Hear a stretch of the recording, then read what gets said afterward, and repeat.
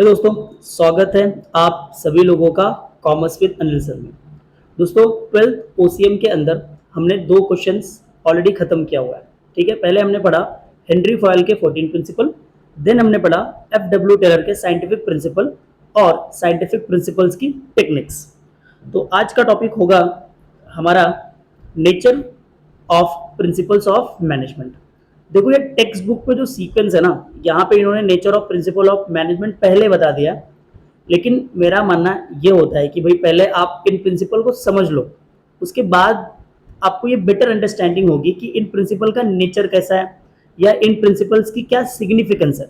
So that is why जब भी मैं पढ़ाता हूँ ये पहला चैप्टर, इसमें मेरा सीक्वेंस यही होता है कि पहले मैं प्रिंसिपल्स क्या होते हैं वो समझाता हूँ, उसके बाद हेनरी फॉयल के 14 प्रिंसिपल, उसके बाद साइंटिफिक मैनेजमेंट की जो थियरी है वो पढ़ लेते हैं, उसके बाद साइंटिफिक मैनेजमेंट के जो टेक्निक्स हैं वो हम करते हैं, उसके बाद मैं बेसिकली स्टार्ट करता हूँ nature of principle of management. ठीक है, तो आज का काम हम शुरू कर दें। और तो दोस्तों, क्वेश्चन क्या है हमारा, nature of principles of management. हमने हेनरी फॉयल के 14 प्रिंसिपल पढ़े, देन हमने एफ.डब्ल्यू. टेलर के साइंटिफिक प्रिंसिपल पढ़े। तो ये जो प्रिंसिपल ऑफ मैनेजमेंट है, इनका नेचर क्या है, इनकी प्रकृति क्या है, ये है किस प्रकार की, तो ये हमें पढ़ना है इस क्वेश्चन में।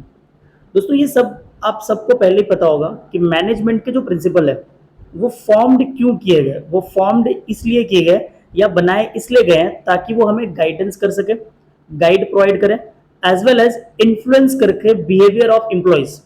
तो ये मैनेजर को एक गाइडेंस प्रोवाइड करेंगे कि मैनेजमेंट में जो सिचुएशंस है उनको हैंडल करने के लिए आपको क्या क्या करना चाहिए। अपार्ट फ्रॉम दैट, इनका मेन काम क्या होता है कि ये एम्प्लॉइज के बिहेवियर को इन्फ्लुएंस करता है। एग्जाम्पल, अगर एम्प्लॉइज को हम बेटर रेमुनरेशन देंगे, अच्छी सैलरी हम उन्हें ऑफर करेंगे, प्रमोशंस की पॉलिसी अच्छी रखेंगे, तो उनके बिहेवियर के अंदर एक पॉजिटिव चेंज आएगा। सेम चीज साइंटिफिक प्रिंसिपल में है कि अगर मेंटल रेवोल्यूशन उनका ठीक रहेगा तो वो मैनेजमेंट के प्रति प्रॉपर रिस्पेक्ट करेंगे और मैनेजमेंट उनके प्रति प्रॉपर रिस्पेक्ट करेगा। तो इनका यूज कहाँ करते हैं हम लोग, इनका यूज करते हैं हम लोग एम्प्लॉय के बिहेवियर को बदलने के लिए।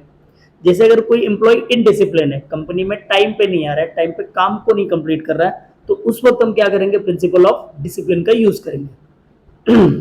सॉरी, तो उस वक्त हम क्या करेंगे, प्रिंसिपल ऑफ डिसिप्लिन का यूज करेंगे। जैसे कि हमारे जो वर्कर्स हैं वो कोई भी चीज प्रॉपर ऑर्डर में नहीं रख रहे हैं, प्रॉपर सीक्वेंस में नहीं है, प्रॉपर एक सिस्टम नहीं है हमारे यहाँ काम का, तो वहां पे हम हेनरी फॉयल का प्रिंसिपल ऑफ ऑर्डर का इस्तेमाल करेंगे ताकि हम एम्प्लॉइज के बिहेवियर को ठीक कर सकें या इन्फ्लुएंस या प्रभावित कर सके, कहाँ पे, वर्क प्लेस पर।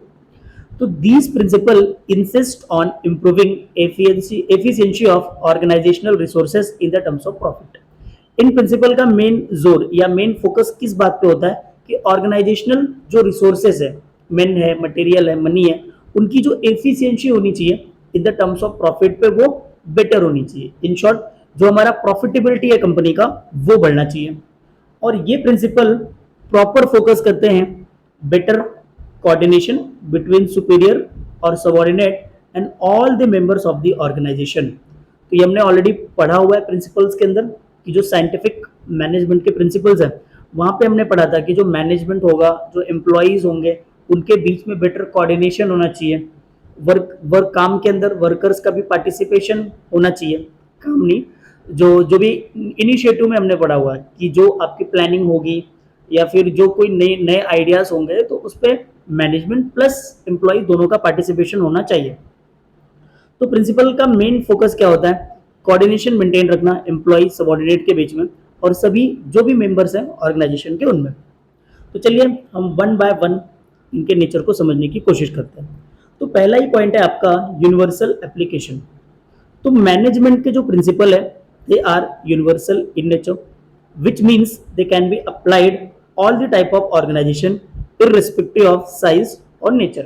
एग्जाम्पल, अगर आपको सोल ट्रेडिंग कंसर्न भी मैनेज करना है तो वहां पे भी आप किसका यूज कर सकते हो, इन मैनेजमेंट के प्रिंसिपल का यूज कर सकते हो, ऑर्डर का यूज कर सकते हो यहाँ पे कि आप हर चीज एक ऑर्डर में करो। एक सोल ट्रेडर भी इनका इस्तेमाल कर सकता है उस बिजनेस को मैनेज करने के लिए।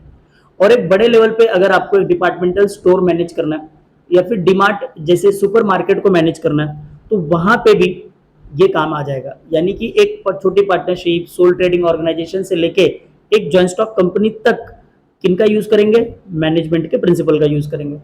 और ये किसी भी नेचर का बिजनेस हो, चाहे कोई कंपनी जो सर्विस प्रोवाइडर हो, जैसे कि रिलायंस इंडस्ट्रीज ग्रुप है, इसमें जो जियो का सेक्शन है, जियो क्या करेगा, सर्विस देगा क्योंकि टेलीकम्युनिकेशन है।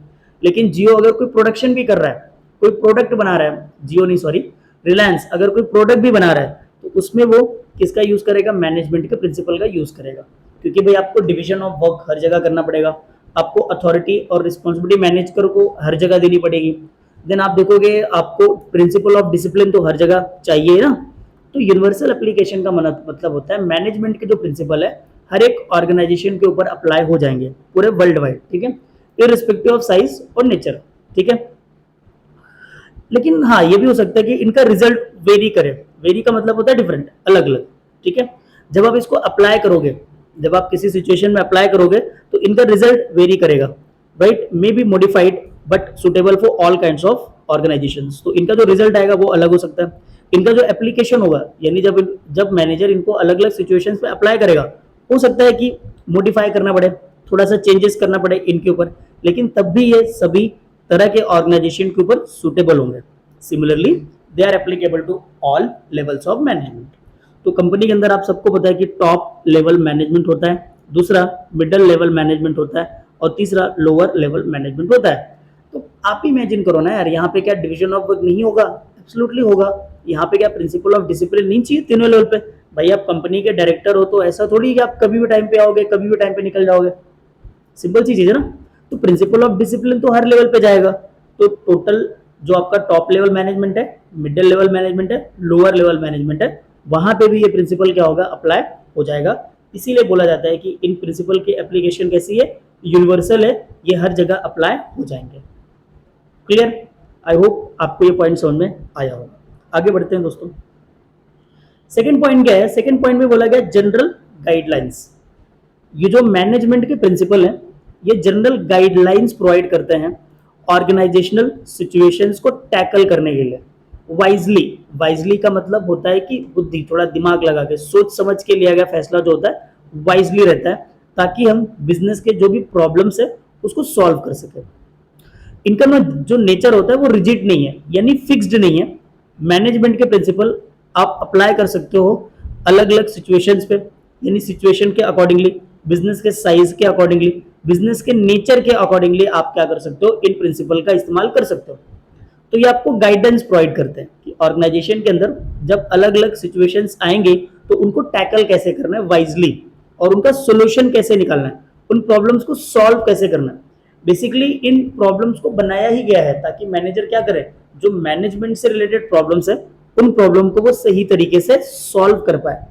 एग्जाम्पल जैसे कि वी से फेयर रेम्युनरेशन। अब ये प्रिंसिपल हमने हेनरी फायल के 14 प्रिंसिपल में ऑलरेडी पढ़ा हुआ है कि अगर हम अपने एम्प्लॉइज को फेयर रेम्युनरेशन देंगे, यानी अगर हमने उनको काम के हिसाब से दाम दिया तो होगा क्या, तो वो प्रॉपर काम करेंगे। लेकिन ये जो फेयर शब्द बोला जा रहा है ये बिजनेस के नेचर के हिसाब से, बिजनेस की साइज के हिसाब से और फाइनेंशियल कंडीशन के हिसाब से बदलेगा ना। भाई अगर तुम एक जॉइंट स्टॉक कंपनी में जॉब करोगे तो वहां पे एब्सोल्युटली तुम्हारा फेयर रेम्युनरेशन क्या होगा, ज्यादा। लेकिन तुम एक डीमार्ट में काम कर रहे हो, एक डिपार्टमेंटल स्टोर में काम कर रहे हो, तो वहां पे ये जो फेयर रेम्युनरेशन होगा वो क्या होगा, डेफिनेटली लेस होगा ना एज कंपेयर टू वहां पे। तो ये चीजें आपको समझनी चाहिए। आई होप ये पॉइंट भी आपको समझ में आया होगा कि कैसे ये क्या होता है, वेरी होता है according to size, according to situation, according to financial condition. जो फेयर रेम्युनरेशन है ये हर जगह पे क्या हो जाएगा, बदल जाएगा।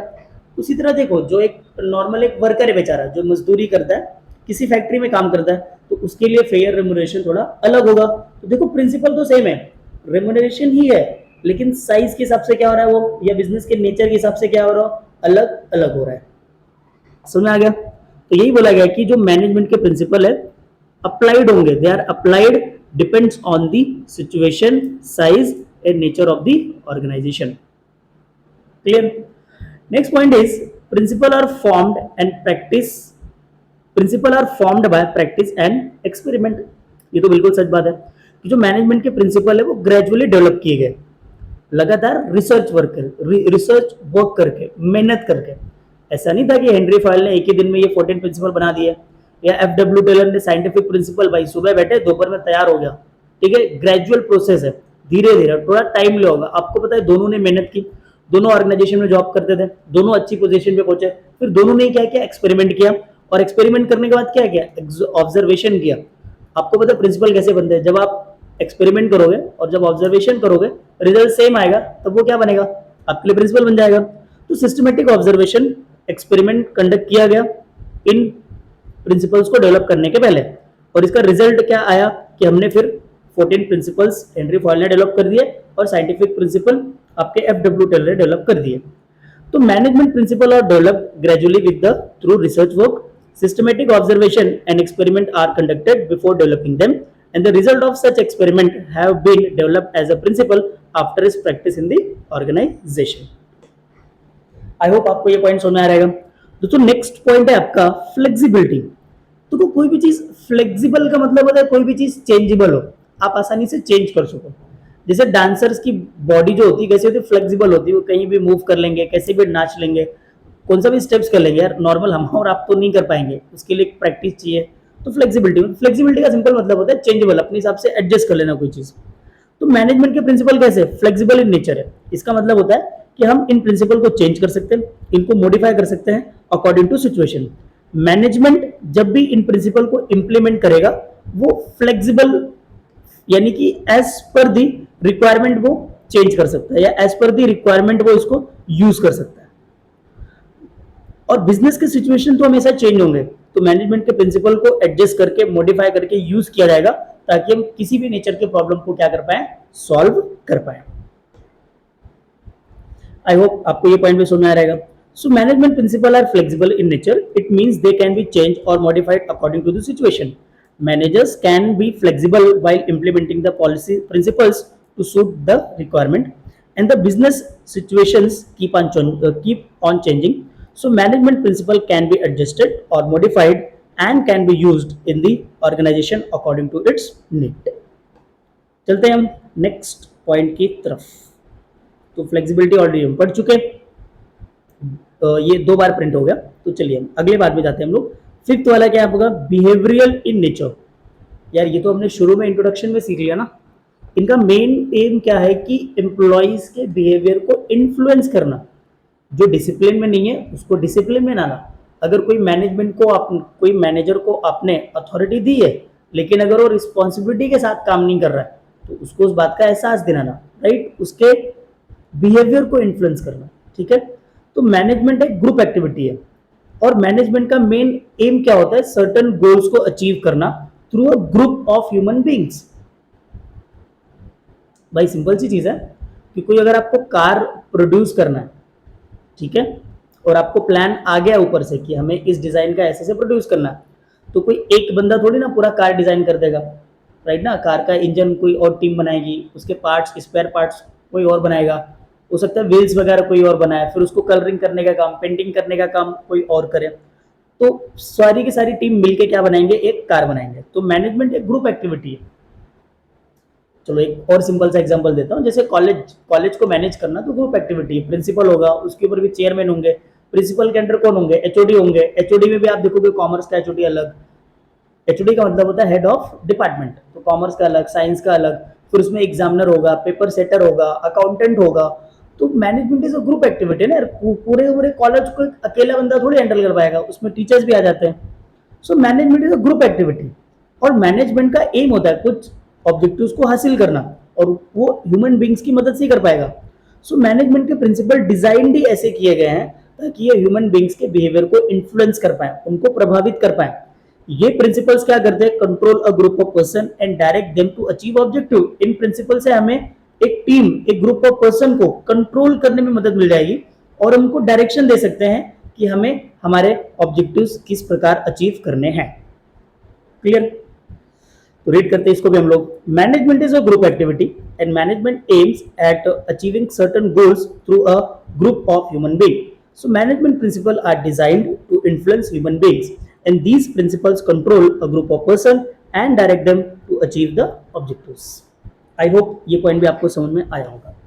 नेक्स्ट पॉइंट है आपका कॉज एंड इफेक्ट रिलेशनशिप, यानी कि कारण और उसके कारण प्रभाव क्या होगा। तो principle of management are base for taking decision. अगर आपको कोई भी फैसला लेना है तो उसका आधार, उसका बेस क्या होता है, इस मैनेजमेंट के प्रिंसिपल्स। तो होता क्या है कि कोई भी फैसला लेने से पहले so they determine the cause और reason for a particular effect. तो कोई इफेक्ट, कोई प्रभाव आया है मैनेजमेंट के अंदर, तो उसके पीछे का रीजन क्या था, कारण क्या था, ये हमें जानना है। फॉर एग्जाम्पल के तौर पर कि एम्प्लॉयज का मोरल डाउन है और एम्प्लॉयज ना ठीक तरीके से काम नहीं कर रहे, मतलब ध्यान नहीं जा रहा उनका काम पे, और जिसकी वजह से ना उनकी एफिशिएंसी डाउन हो रही है।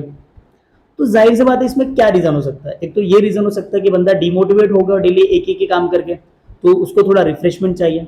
दूसरा रीजन ये भी तो हो सकता है कि उस बंदे को अपनी वेजेस या अपनी सैलरी से खुश नहीं होगा, तो उसको रेमुनरेशन चाहिए, राइट। सिंपल चीज है। अब दूसरा एग्जांपल समझ लो कि सपोज हमारे यहाँ पे क्या हो सकता है कि सेल कम हो रहा है। तो एक तो ये रीजन हो सकता है कि प्रोडक्ट की क्वालिटी खराब हो, या ये भी हो सकता है कि फिर एडवर्टाइजमेंट हमने नहीं किया, प्रोडक्ट तो बड़ा अच्छा हो लेकिन मार्केटिंग नहीं की हमने, क्योंकि बहुत ज्यादा कंपटीशन है यार। तो देखो, एक कोई इफेक्ट हुआ है तो उसके कॉज को फाइंड आउट करना है, तो वहां पे हम प्रिंसिपल का यूज करते हैं। Example, payment of good wages और incentive help to increasing output of the worker. ठीक है, अगर आप अच्छा, यानी कि प्रिंसिपल ऑफ रेमुनरेशन यूज हुआ, हमने उसको अच्छा पेमेंट देना स्टार्ट कर दिया, अच्छा इंसेंटिव देना स्टार्ट किया, तो वर्कर का आउटपुट क्या हो गया, फिर से बढ़ गया। बढ़ना क्या, उल्टा ज्यादा आउटपुट देने लगे। और अगर हम इफेक्टिव एडवर्टाइजमेंट करेंगे तो इसका इफेक्ट किस पे आएगा, सेल पे। हमारा सेल क्या हो जाएगा, इंक्रीज हो जाएगा। ठीक है। So principle of management are based for taking decision, they determine the cause और reason for a particular effect. For example, payment of good wages and incentive help in increasing the output of workers or making effective advertisement increase the sale of product. So next but not the least नहीं है तो last ही भाई, एकदम last point है। और last point पे आपको बोला गया all principles are equal importance. देखो, आपने 14 प्रिंसिपल पढ़ा हेनरी फॉयल का, और अराउंड 6 प्रिंसिपल पढ़ा हमने किसका, एफ डब्ल्यू टेलर का। तो टोटल 20 प्रिंसिपल आपने पढ़ा कुल मिला के। तो आपको क्या लगता है कि एक भी प्रिंसिपल ऑर्गेनाइजेशन को छोड़ देना चाहिए? सोचो, डिवीजन ऑफ वर्क नहीं करोगे, प्रिंसिपल ऑफ डिसिप्लिन ना फॉलो करे ऑर्गेनाइजेशन, तो स्पिरिट दी कॉर्प्स को ना फॉलो किया जाए, तो principle of order, principle of initiative को ना फॉलो किया जाए, तो आप देखेंगे आपको लगेगा सारे के सारे प्रिंसिपल फॉलो होना बहुत जरूरी है। और यही सही बात है, all principle are equal important. अगर आपको कंपनी को, ऑर्गेनाइजेशन को ठीक तरीके से रन करना है, आपको अपने objectives, goals on time achieve करना है, तो ये सभी प्रिंसिपल्स को इक्वल इंपॉर्टेंस देना ही पड़ेगा। So all principle of management are equal importance, those are to be practiced simultaneously to get result form of achievement of the predetermined goals। हमें अपने predetermined goals या हमें अच्छे रिजल्ट चाहिए, तो इनको साइमल्टेनियसली परफॉर्म करना पड़ेगा, यानी वन आफ्टर अनदर, लगातार ये प्रिंसिपल हमें काम आएंगे ही। अगर कोई स्पेसिफिक प्रिंसिपल पे हम फोकस ज्यादा देंगे और अदर को फॉलो नहीं करेंगे, तो इससे ऑर्गेनाइजेशन की वर्किंग के ऊपर इफेक्ट आएगा। फॉर एग्जांपल, अगर आपने ना work, proper division of work पे फोकस किया, अपने डिसिप्लिन पे फोकस किया, लेकिन आपने प्रिंसिपल ऑफ रेम्यूनरेशन पे फोकस नहीं किया, तो एम्प्लॉय का मोरल डाउन हो जाएगा, उनकी एफिशिएंसी कम हो जाएगी, वो प्रॉपर से काम नहीं करेंगे। Is that clear? तो आपको एग्जाम में फिलहाल यहां तक ही लिख देना, आपको पूरा लिखने की जरूरत नहीं है। ठीक है। So management principle are principle of a social science. In the nature of principle of management is not absolute like a pure science. देखो यार, ये इन्होंने बड़ी बात बोली। देखो, सोशल साइंस का काम क्या होता है, ह्यूमन बिहेवियर को स्टडी करना, सोशल साइंस। लेकिन जो एब्सोल्यूट साइंस होता है वो चीजों को एब्सोल्यूट स्टडी करता है, जैसे केमिस्ट्री हो गया, मैथमेटिक्स हो गया, यानी ये ना, इसमें चेंजेस नहीं आएगा। ठीक है, इन जो केमिस्ट्री है, फिजिक्स है, इनके रूल्स, ये सारी चीजें सेम होंगी। ठीक है। लेकिन सोशल साइंस, सोशल साइंस में क्या होता है, बिहेवियर के हिसाब से चीजें बदलती रहती हैं। तो मैनेजमेंट भी वही चीज है, लोगों का बिहेवियर बदला तो आपको मैनेजमेंट के प्रिंसिपल्स में मॉडिफाई करना पड़ेगा, एडजस्ट करना पड़ेगा। तो with some modification according to requirement, organisation need to apply the principle of management. तो भाई सोशल साइंस है, तो सोशल साइंस क्या करता है, लोगों के बिहेवियर को स्टडी करता है। तो दैट इज वाई हम ये प्रिंसिपल का इस्तेमाल करेंगे कुछ मॉडिफिकेशन के साथ, एज पर द रिक्वायरमेंट, या फिर जो ऑर्गेनाइजेशन नीड को सूट कर जाए, उस पर अप्लाई हो जाए, उसी को हम यूज करेंगे। Is it clear? So basically आपको यहाँ तक ही पढ़ना है, या यहाँ तक ही रीड करो, इसके आगे आपको जरूरत नहीं है, फिर भी मैंने पूरा पढ़ा दिया आपको। So all principle of management are equal importance. Those are to be practiced simultaneously to get best result in the form of achievement of predetermined goals. If any specific principle is focused more and others are not followed with the same focus to effect of the working of the organization. Is it clear? यहाँ तक आपने पढ़ लिया तो भी आपका काम हो जाएगा. तो आई होप आपको ये लेक्चर्स समझ में आया होगा. So thanks for watching guys. अगर आपको लेक्चर समझ में आ रहा है तो इसे ज़्यादा से ज़्यादा लोगों तक पहुंचाइए. शेयर करना ये आपका काम है, वीडियोस बनाना और क्वालिटी कंटेंट प्रोवाइड करना ये मेरा काम है. मैं लगातार कोशिश करते रहूँगा कि मैं वीडियोस की क्वालिटी को इम्प्रूव करूँ, लेकिन आप चैनल को सब्सक्राइब करो. वीडियोस पसंद आ रहा है तो आप चैनल को लाइक करो और ज़्यादा से ज़्यादा लोगों तक शेयर करिए. Thank you for watching.